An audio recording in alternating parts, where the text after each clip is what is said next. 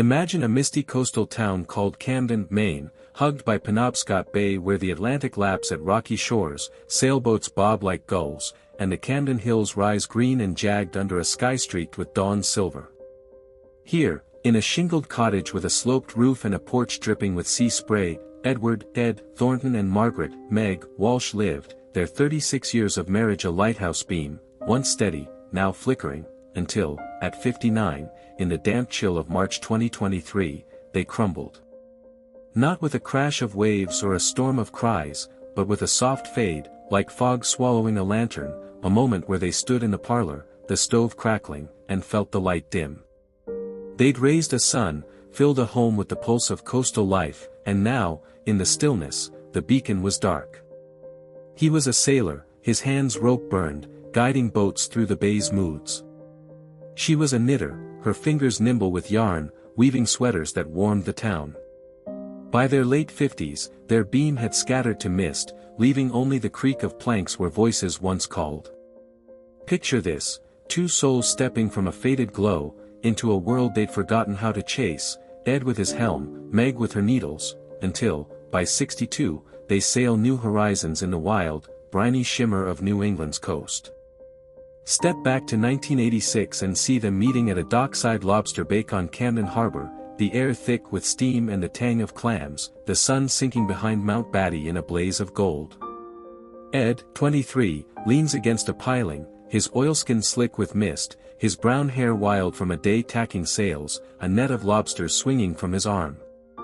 Meg, 23 too, sits by a fire pit, her wool skirt dusted with sand, her blonde hair tied with a ribbon, a basket of yarn glowing in the flames' light. Their eyes catch, his a stormy blue, hers a soft gray, and he ambles over, boots squishing kelp, flashing a lopsided grin. They talk, about the bay catching the dusk, about his love for riding the tides, about her joy in threading warmth into wool. He trades a lobster for a mitten, their hands brushing over the shell, and asks her to share a blanket as the stars prick the sky, the fires crackle warming their faces. She nods, her laugh a bell over the surf, and says yes. A year later, in July 1987, they marry on a bluff above the harbor, his sweater patched, her dress a knit of her own hands, the air sharp with salt as friends toss seaweed. He promises to navigate her days, she vows to anchor his nights. For decades, they steer that course true. Here their son, Owen, burst in like a squall in 1989, a scrappy spark with Ed's wiry frame and Meg's quick fingers, racing through the cottage like a gust off the water. Ed swaps dawn sails for dusk lessons, showing Owen how to tie a knot, their breath fogging as the boat rocks, the waves slapping the hull. Meg clicks her needles, teaches Owen to cast on, the parlor alive with his shouts and the clack of wood, the air rich with wool and brine. In 1991, they buy the cottage, a salt-worn shell with a brick hearth, a porch where gulls perch, and a kitchen smelling of fish and tea. Ed builds a rack, his ropes and buoys dangling, the air thick with tar and spray. Meg sets up her loom, her sweaters stacking high, cables, Aaron, her garden a patch of lavender and thyme braving the wind. Picture summer dusk, Owen chasing crabs, Ed steaming clams, Meg hanging scarves that flutter like sails, the bay a silver mirror beyond. Money ebbs tight, storms batter the shingles, but the cottage shines, a beacon for their shared tide. Feel the light fade. By their 50s, the beam blurs. Owen leaves for Portland in 2008, studying maritime law, his room a hold of knots and yarn, the silence seeping into the planks. The cottage grows still, the porch creaks lonely, the hearth dim. Ed heads out earlier, his skiff cutting through dawn fog, his voice a grunt when he stomps home, oilskin dripping, rough seas, Meg, wins a beast. She knits longer, her shop in town a refuge, her chatter thinning to murmurs as she slumps into a rocker, busy day, Ed, folks want quick now. He tries, let's climb Maiden Cliff, see the bay, or, how about supper at the waterfront, but she shakes her head, too beat, maybe tomorrow.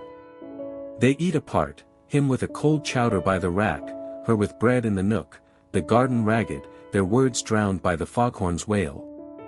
By 2021, he takes the attic, it's caught sagging under a tarp, the window icing with a sea they can't sail. Since the crumble in March 2023. Ed's 59, his hands knotted like the ropes he mends, his hair graying under a cap. Meg's 59 too, her fingers stiff from years of yarn, her gray eyes soft behind fogged glasses. He's just docked his boat, its hull crusted with ice, when he steps inside, snow melting off his boots, and finds her by the stove, knitting a shawl, her tea cold. "We're not shining anymore," he says, his voice low as the tide below. She looks up, her needles still, her breath a puff in the chill. "I know, Ed, we're just dim, aren't we?" He nods, slow as a wave receding. "Yeah, Meg, we are, it's time to douse it." They sit by the hearth, its embers low, the wind rattling the panes, and agree, 36 years is a light gone out. No clash, no sobs, just a glow too faint to hold. They part with a clasp, her hand warm on his, a last beam snuffed. Watch the horizon stretch. They sell the cottage, too heavy with mist, and split the cash even. Meg moves to a flat above her shop, a snug space with a sloped ceiling, her loom humming by a window streaked with salt. Ed rents a shack near the docks, a tin box with plank walls, a chair facing the waves, a hook for his gear. Owen calls from Portland, "Dad, Mom, why now, what faded?" They falter, "It didn't fade fast, son, it just drifted off," they say. Friends split, some stay with Meg, buying her knits, others meet Ed for beers at Cappy's. The first year is a fog. Ed sails in a haze, his route's clear but his heart slack, nights spent rocking in that chair, the bays slap a tide he can't ride. Meg knits in a blur, her sweater's tight but her soul loose, evenings by her window, the mist a curtain over a town she can't warm. They miss Owen's tromp, each other's rustle, the cottages groan in a gale. See the sparks chase in 2024.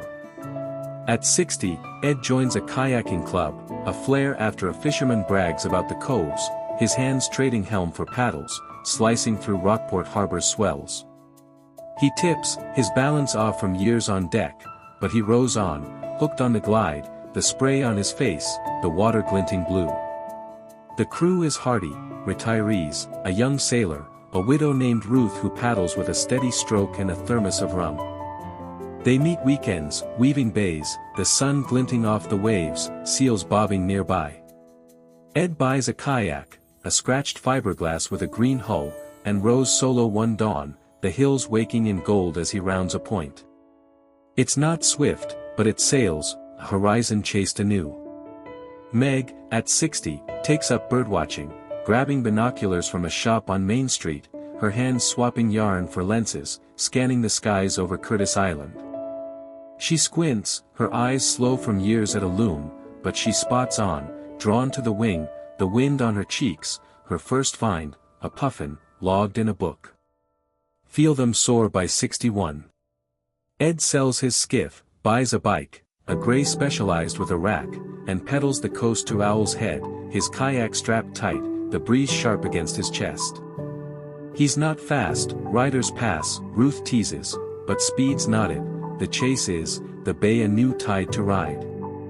He starts a journal, sails and strokes, scribbling about divorce, swells, and the lift of open water, his words steady as his old knots. Sailors read it, then strangers, folks in Rockland, Bar Harbor, a guy in Nova Scotia saying, "I'm kayaking too." Meg trades her van for a scooter, a teal Vespa with a basket, and zips the hills to McGuntacook, her binoculars in tow, the air cool on her face. She joins a writing group, crafting tales, birds, bays, her hands steady with a new ink. Owen visits Ed, sees the kayak, grins, "You're drifting, Dad." He sees Meg's tail, hugs her, "You're flying, Mom." At 62, they chase in light. Ed cuts sailing days, leads kayaking trips, coves, tales, his voice deep, his oilskin wet with stories of tides. He rows to Fox Islands one fall, camps by the shore, wakes to a dawn that fires the sea pink, his bike a steed on the bank. Meg scales back the shop, watches for Joy, spots, scribes, her tail stacking up, sold beside her knits. She scoots to Bald Mountain, logs a hawk, the salt sharp on her tongue. They're not rich, his shack smells of brine and tar, her flat of wool and paper. They're not famed, his journal has 480 readers, her tales stay local. But they're Ed and Meg, vivid, alive, renewed. They meet once, by chance at a pier in 2026, him with a paddle, her with a notebook. They smile, swap a yarn, part warm, two horizons freshly chased. Divorce at 59 crumbled us dark, they'd say now, their voices bright. It let us chase again, wider. Picture America's shores, Camden's waves to every misty edge, where couples like Ed and Meg crumble every day. Gray divorces aren't dusk, they're dawns.